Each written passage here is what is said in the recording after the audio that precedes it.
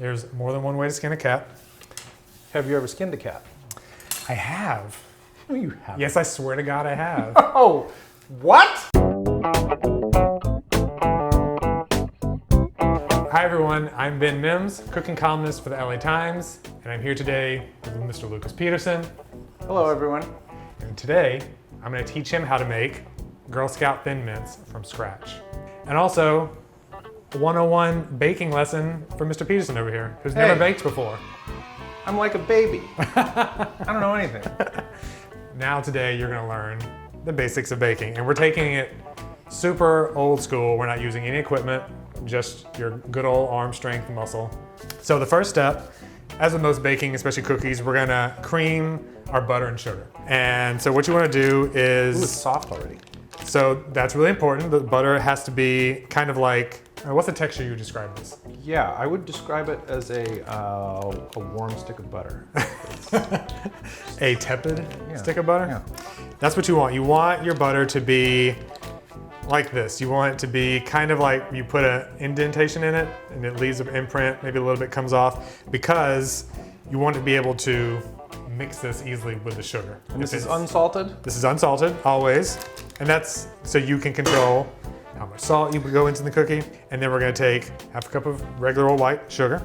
It's just kind of mash the butter into the sugar.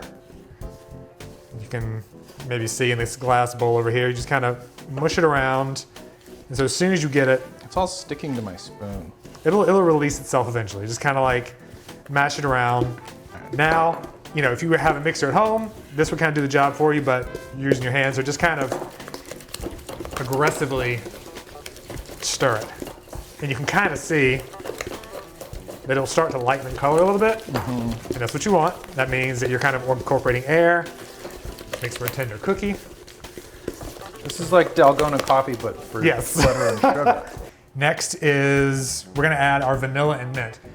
A lot of times with baking recipes, you add this later, but fun fact, extracts, flavors, things like this, they kind of bloom in fats and become like, you know, they taste better in fat. So I always add it to the butter and sugar. This is some vanilla and some mint. Mint extract. Minty. Smells like a toothpaste. Clear up the sinuses. Yeah. Vicks Vapor Rub. Oh yeah. Next fun part is our egg. You want this to be room temperature. And you can kind of see it kind of splits. It looks crazy, but just stick with it.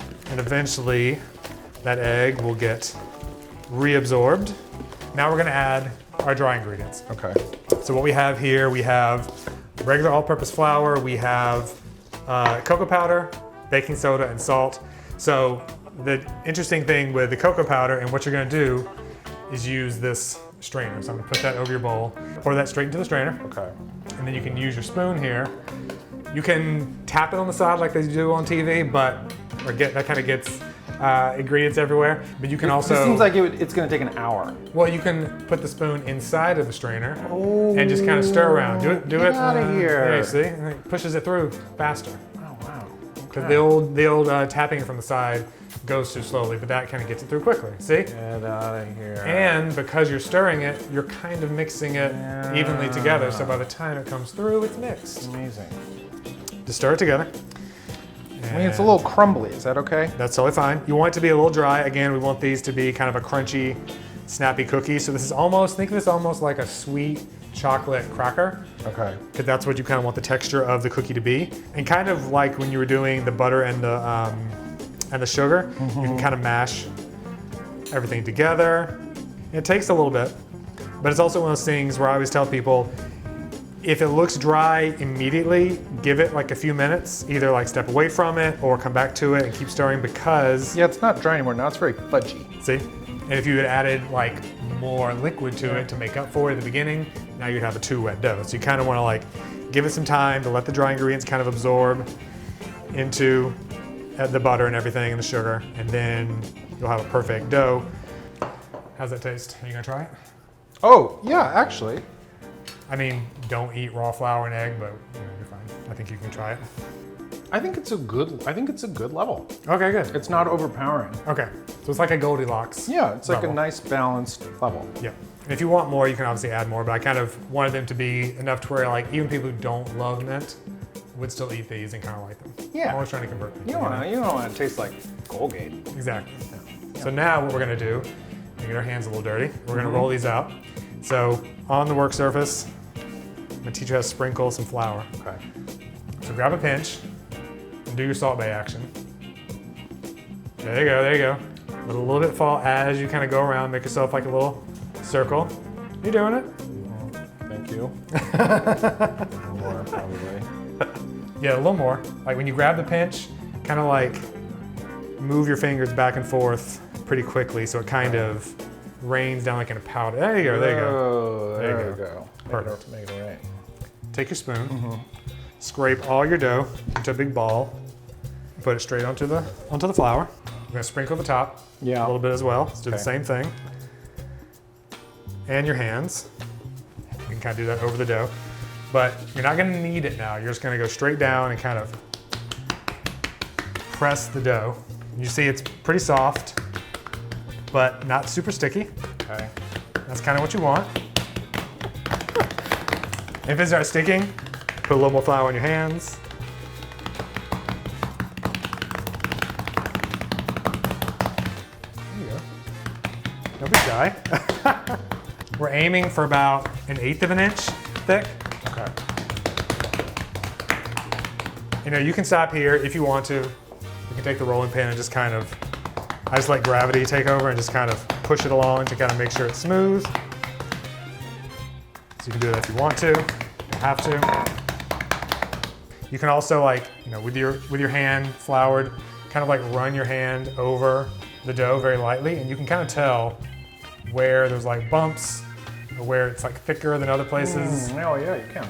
So then once you have it done like that, now we're gonna use a cookie cutter. So you're gonna dust this cookie cutter. This is a 2-inch cutter, slightly bigger than the Thin Mints that we make there, but I like slightly bigger cookies. And then you're just gonna kind of press down pretty quickly. Now you can, some people like do it very slowly, but I like to just kind of press it down quickly to make it clean, straight edges. If it starts sticking, just kind of dip it into the flour. Don't worry about sticking if it does to the counter because we're gonna fix that later on too. Yours are great. You use less flour than mine, so yours are gonna look even better. Yes. Giving you compliments. Yes.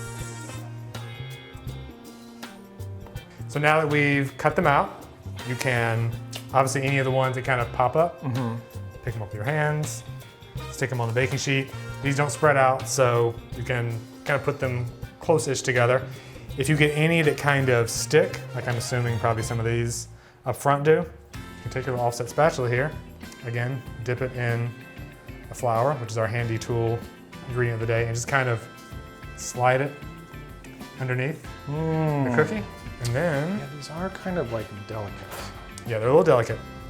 They'll hold together, but they will tear a little bit, but the great thing about it is they do tear. Just kind of press them back together on the baking sheet because we're gonna cover it in chocolate anyway.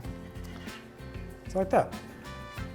And if you have a lot of flour on the top of yours, which you don't, but I have a little bit on mine, you can take your kind of dry pastry brush here, just kind of get rid of the flour.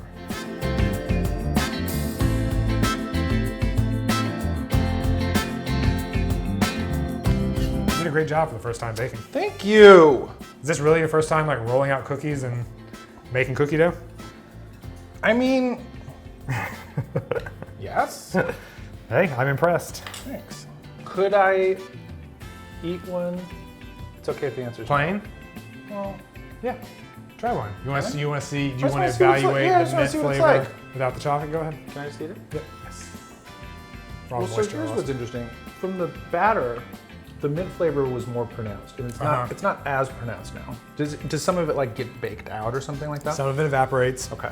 You know, if you were adding extract to like a cake, something really thick, less of it will evaporate because it's thicker. But because it's so thin, what extract is in there will kind of evaporate a little bit. That's why I also, so to the chocolate we're going to coat them with, I added more mint to that as well.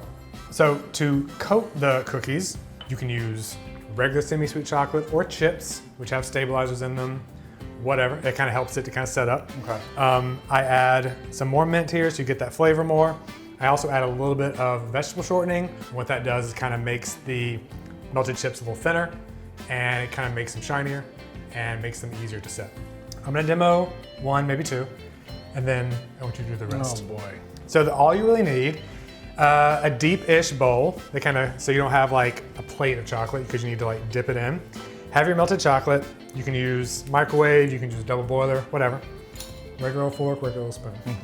So drop the cookie into the chocolate from the height. You can't do it any higher than that. And put your fork kind of under the cookie so you know where it is, but then use the spoon to kind of cover it. And it can be anyway. And then lift up. Ooh. So it's like a mess, right? Yeah. So use kind of like the neck of the fork to just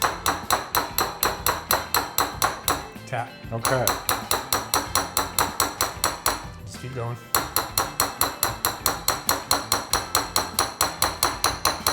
And eventually, most of the chocolate will go away. So you can kind of see the tines of the fork in between. It'd be nice if all those air bubbles were gone, but they're not, whatever. But it kind of like evens the chocolate out. So it's nice, thin coating, and then take your fork, rake it against the side here. That gets rid of all that. And then you can kind of slide it very slowly. Look at that. Off and onto the thing. Your turn. Okay, stand back.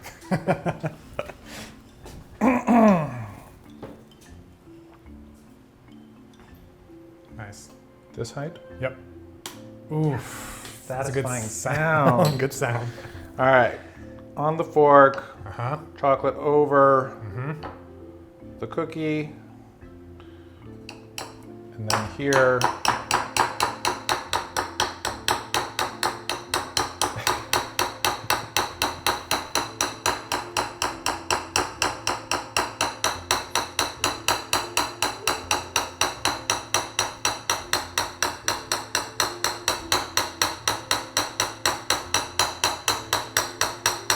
I'm doing it longer than I think I have to because you told me to.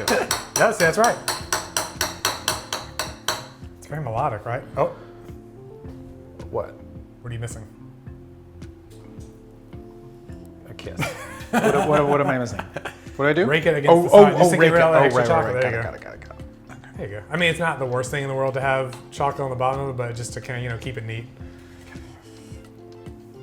Because if I'm going to teach you the way that I would do it, which is probably a little harsher than most, but it's good to learn. I think See? that There looks you go. pretty good. That looks great. All right.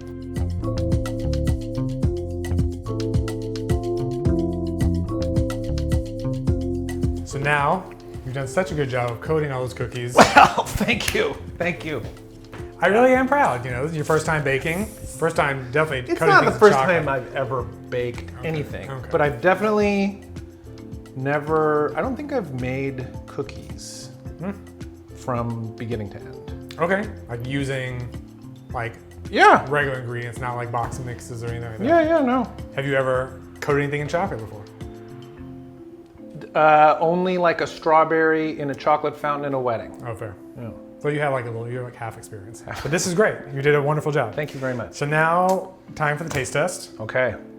You're gonna have to lie if they're not as good. I'm but- excited. I So will- let's I try. Which should we try? The Thin Mint first, and then. I already judge? tried one. Why don't you try one? I had one of these too, but I'll eat another one. I mean, I'll Wow. eat one too. Minty. Minty. Not that sweet, honestly. Crunchy and a little sandy. Or not sandy, but more like a cracker, like a Ritz cracker. Kind of has like shattery, crunchy. Yeah. And the chocolate is very like slick, waxy. Yep, chocolate's very waxy. So now let's try these. Same thickness, a little bigger. Which whatever, I like a bigger cookie. Yeah, I think bigger's good too. All right. Here we go. I mean, a far better cookie, but it's different. I mean, it's Is it too nice? it's almost a little too good of a cookie. Yeah, The Thin Mints aren't really that chocolatey yeah. when you compare it to something made with actual cocoa. No, this tastes like a nice chocolate coated, minty chocolate cookie. Yeah. I think it's good. Again, it's like a superior cookie. It's kind of like making your own hot dogs. Like you could, yes, it'll be better, but they don't really taste the same. Right. They're for some people, not for everybody. But I think it's certainly like a fun, worthwhile exercise. All right. Well, Because it's a really tasty cookie. Anyway, these are super tasty.